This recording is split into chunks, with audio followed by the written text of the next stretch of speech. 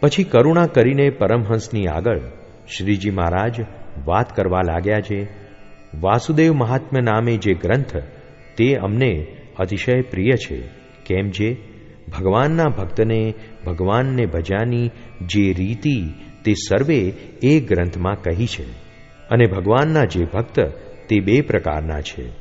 તેમાં એકને ભગવાનનો નિશ્ચય તો યથાર્થ છે, પણ તે દેહાત્મ બુદ્ધિ સોતો ભગવાનનું ભજન કરે છે. અને બીજો તો જાગ્રત, સ્વપ્ન, સુષુપ્તિ એ ત્રણ અવસ્થા તથા સ્થૂળ, સૂક્ષ્મ અને કારણ એ ત્રણ દેહ તેથી પર ને ચૈતન્ય રૂપ એવું પોતાના સ્વરૂપને માને અને તે પોતાના સ્વરૂપને વિશે ભગવાનની મૂર્તિને ધારીને ભગવાનનું ભજન કરે. પછી ત્રણ અવસ્થાથી ને ત્રણ શરીરથી પર જે પોતાનું સ્વરૂપ તેને અતિશય પ્રકાશમાન ભાળે ને તે પ્રકાશને વિશે ભગવાનની મૂર્તિ જેવી પ્રગટ પ્રમાણ છે તેવી અતિશય પ્રકાશે યુક્ત ભાસે એવી રીતની સ્થિતિવાળો હોય. અને એવી રીતની સ્થિતિ જ્યાં સુધી થઈ નથી ત્યાં સુધી ભગવાનનો ભક્ત છે તો પણ તેને માથે વિઘ્ન છે. અને એવી સ્થિતિમાં નારદજી નહોતા વર્તતા તો પરણ્યાનું મન થયું.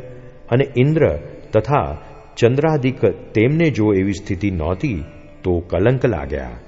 અને ભગવાનનો ભક્ત હોય પણ જો એવી સ્થિતિને ન પામ્યો હોય તો ભગવાનને વિશે પણ પ્રાકૃત ભાવ પરઠાઈ જાય છે. જેમ રાજા પરીક્ષિત એવો ભક્ત નહોતો તો રાસક્રીડા સાંભળીને શ્રી કૃષ્ણ ભગવાનને વિશે સંશય થયો.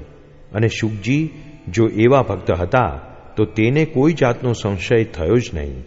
અને જે એવો ભક્ત હોય તે તો એમ સમજે જે મારે વિશે કોઈ દોષ અડી શકે નહીં તથા તે દોષ કાંઈ બાદ કરી શકે નહીં. તો જેને ભજને કરીને હું આવો થયો એવા જે ભગવાન તેને વિશે તો કોઈ માયિક દોષ હોય જ કેમ એમ દ્રઢપણે સમજે છે. જય સ્વામિનારાયણ દયાળુ. આપને આ વિડિયો પસંદ આવ્યો હોય તો અમારી ચેનલને સબસ્ક્રાઇબ કરો, લાઇક કરો અને દરેક સત્સંગીઓને શેર કરો.